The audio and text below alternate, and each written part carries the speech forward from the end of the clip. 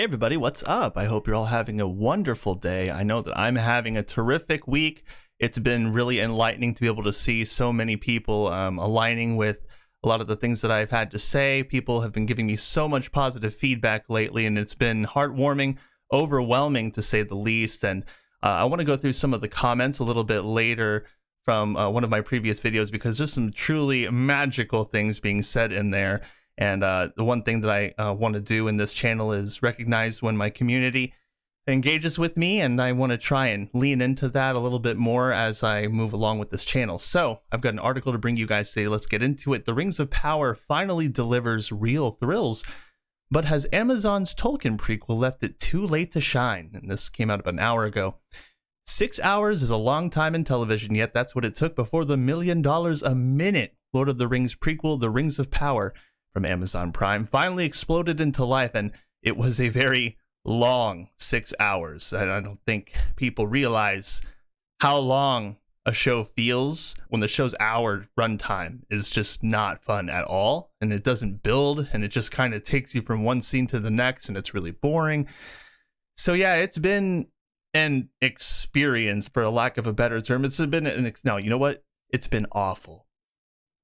And I do mean exploded. It climaxed with the eruption of a volcano, the creation of Mount Doom, which was created by water, inside which Sauron will later forge the One Ring that rained fireballs of lava down on all and sundry, turning the surrounding countryside into a wasteland that will come to be known as Mordor. This was the most impressive bit of CGI I think I've ever seen. Oh my goodness. I mean, it was a really cool mountain blowing up scene, but there have been pretty cool mountain blowing up scenes in other movies and TV shows. I think that's going a little bit too far, and that's not really saying much because the rest of the episode doesn't look as good as the mountain blowing up scene, whatever. Overall, it was a fantastic episode that delivered everything we'd hoped the series would from the start, but which it had largely failed to do.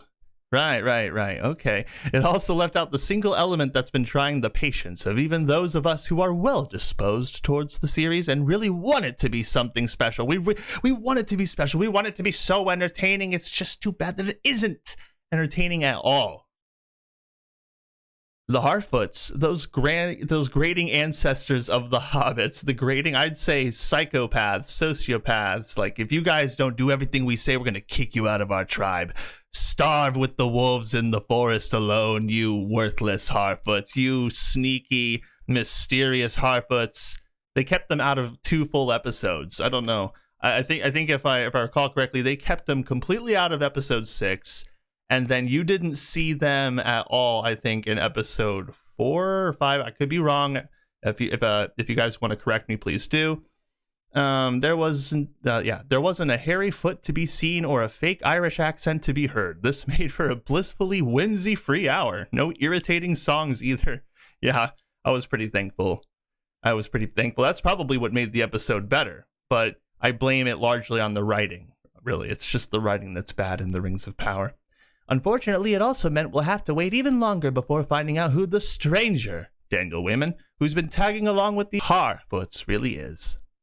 If he doesn't turn out to be Gandalf himself and the powers he used last week to banish some terrifying wolf-like creatures, because we have no idea what those things are, strongly suggest he is, then I'll eat my wizard's hat. Well, that's kind of weird. Don't do that. It was also a week off for Elf Elrond and his dwarf friend Prince Durin, whose bantering gives the series a welcome injection of warmth and humor to lighten the more po-faced tendencies of the fantasy genre. Ain't that the truth? I would rather see Elrond and Durin speak, and they're actually trying to push a weird love relationship between the two, and it's odd. It just doesn't work too well, and it gets in the way of any competent storytelling that the show has, if any. But there was little time to take a breath, let alone to crack a few jokes in this terrifically propulsive installment, 2/3 of which were taken up with spectacular action. 2/3 of which, huh? No, I'd say maybe there was like a few minutes of okay action, but I've seen better action in Guy Ritchie films. He does awesome action. I don't know. Whoever they grabbed for this one, it wasn't all that great. The creepy-looking Adar, with the help of the traitorous Waldrig, launched an attack on the watchtower. They walked, or rather stormed, blah, blah, blah. The real wave, this time with real orcs, came moments later, This was thrilling stuff with brilliantly choreographed fight scenes, cleanly filmed and crisply edited, so you were never in any doubt who was who. Wow! These people are just out of their minds. The violence was more graphic than we'd seen so far from the series, which has tended to lean in a PG direction. So it was kind of weird that, the blood from the orc that got his eye stabbed out, all that blood was just pouring into Arendir's mouth, and Arendir was just like, and then the orc was like, and then he's like, it's just a weird scene. Weird, grotesque, and unnecessarily violent. I don't know. I just don't know. It was stupid. And it lasted too long. It was like 45 seconds of them like staring at each other as blood and guts are just pouring all over Arendir, and the orc is him are just, they're in this stare-off competition. With an axe-wielding orc about to separate Bronwyn from her head, her son Theo saved her by handing over the coveted sword hilt Adar had been seeking, in which the Weaselly Waldrick would later use to trigger the volcano, and they actually don't explain how he gets it. I'm pretty sure a couple people hide it and then trade it off with each other.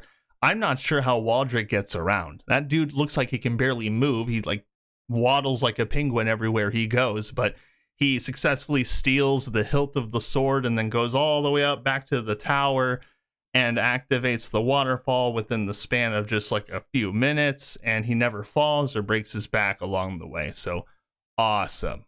This was slightly unfortunate timing. At that very moment, an army of Numenorians led by Galadriel, Morfydd Clark, and Halbrand, Charlie Vickers, came riding to the rescue and eviscerated Adar's forces of darkness.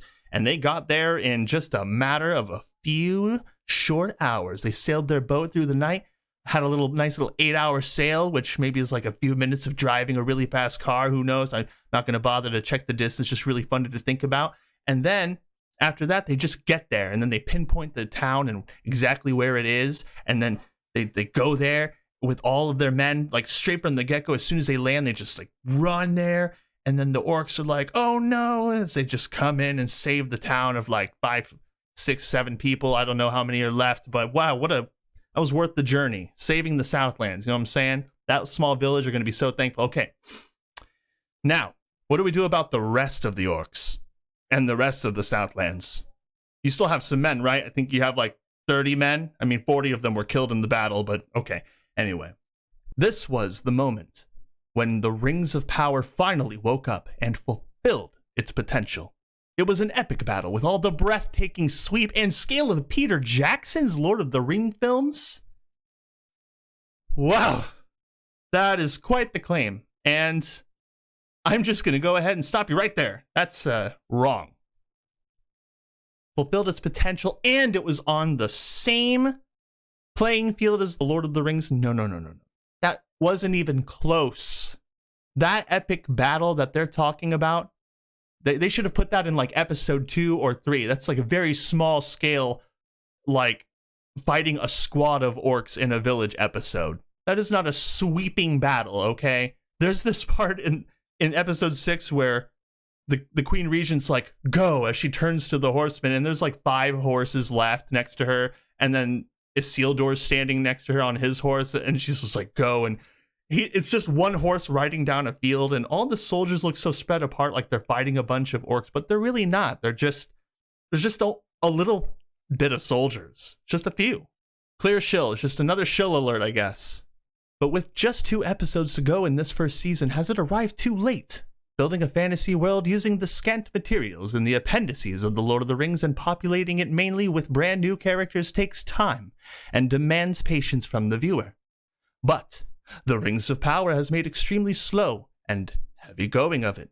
There were long stretches when little or nothing happened.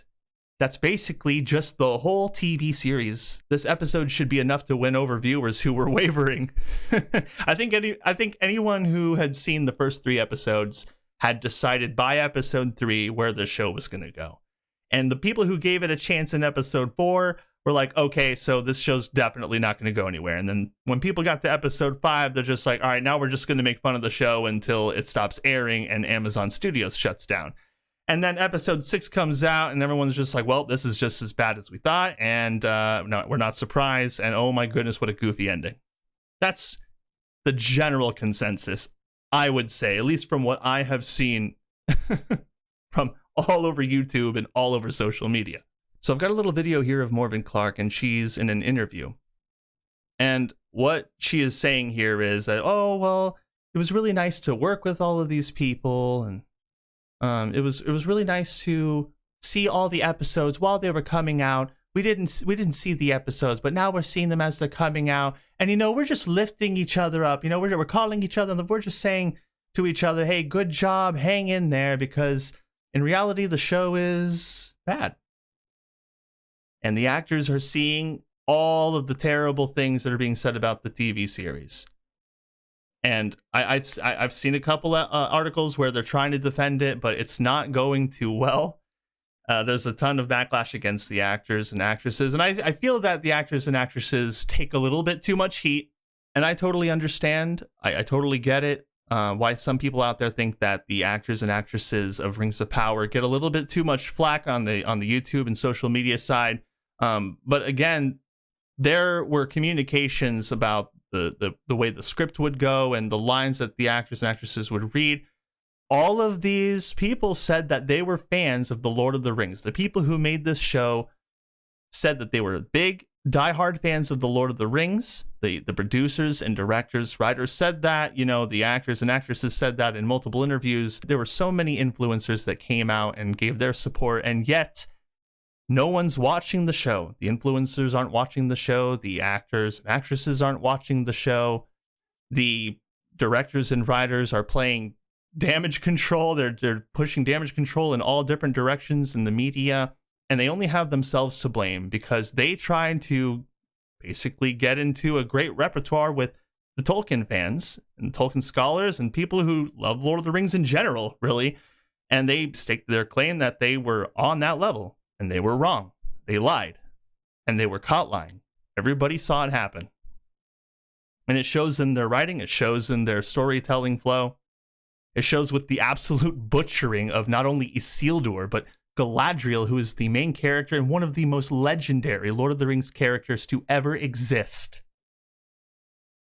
One of my commenters said Galadriel was tailored by J.R.R. Tolkien after his wife, as a beautiful, intelligent, powerful woman who was able to influence the minds of the people who were subjugated to her. That character that is described to me, at least from the books and from other people, I don't see that in this show at all. So I'm sitting in the comments section because I wanted to show you guys some of the amazing things that I've been reading from the last few days. This comment's from Austin Harrington. It says, Tolkien's description of Galadriel, even after the merciless assault upon the Teleri. By the way, if I get any of these names wrong, please tell me in the comments how they're pronounced, and I will try to get it right as best as I can. But even after the merciless assault upon the Teleri and the rape of their ships, though she fought fiercely against Fëanor in defense of her mother's kin, she did not turn back. Her pride was unwilling to return, a defeated suppliant for pardon. But now she burned with desire to follow Fëanor with her anger to whatever lands he might come to, and thwart him in all ways that she could. Galadriel was a blindly vengeful warrior during the First Age. She battled the biggest Chad in Middle-earth, Fëanor, and his sons, saved a boat at the Kinsling, and wanted revenge on Fëanor to the extent that she wanted to chase Fëanor to the ends of Arda, to oppose him in every way she could. Tolkien actually talks about her fight with Fëanor at Aquilond multiple times in multiple texts. The inconsistency is that Amazon appropriated Blind Rage Galadriel and dropped her into the Second Age, swapping Fëanor for Sauron. It makes sense, her character is justified by Tolkien. She wouldn't forget how to use the sword after Fëanor died, but the show would have been better if it was about Galadriel and Fëanor. See, I really like that. I think they probably just should have stuck to the source material in general, but they didn't.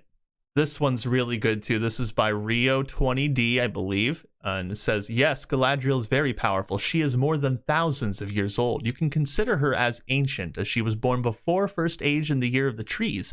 But the thing is, she never even been to Numenor. There is no mention of her being there in the books. That training/sparring scene where she easily mocked, humiliated, and beat all those Numenorians are just way over the top. I agree. I don't mind if she spars and beats them in the end, but at least treat the Numenorians with some respect, maybe allow them to at least stand their ground and fight back. And they really made the Numenorians look like a joke, everybody. It's not even funny. It's just an awfully choreographed scene. I feel like the scene was just put there at the last minute to just be cruel, because they did it in a day. If you recall, they filmed the scene in a single day. And that says a lot. It does. The scene itself looks like it was filmed in a single day. Anyway, in that scene, the betrayal of Numenorians are like as if they are just a normal / average men who can't fight with the blade. Numenorians by this second age is one of the most advanced and powerful kingdoms of men. Their naval forces are powerful as well. Numenorians, a descendant from the first age, Edain of the Three Houses. These comments are just awesome. I love it because I feel like I'm actually learning a lot. Her skill. She had 0 skill in that episode, and those who she supposedly trained fought against were supposed to be the best warriors ever. Again, this is what the fans think. And I really liked this comment specifically by Gamer with Opinions. Galadriel was Tolkien's wife's depiction. She was meant to represent all that is gentle and good, thus never meant to be a fighter. That's why there is no instance of her fighting in Lord of the Rings or any official Tolkien writing. For sources, look up Art of Middle-earth if you can find it. It's a rare book, and that's awesome. And I think that's brilliant writing. I think it's very romantic, and I think it's completely absent from the character of Galadriel in The Rings of Power. I hope you all have a beautiful day. Like and share this video, subscribe, and click that notification bell. Keep those comments coming. I really love to see what you guys think about everything I've been doing so far. Really love the positive feedback. I will see you all next time.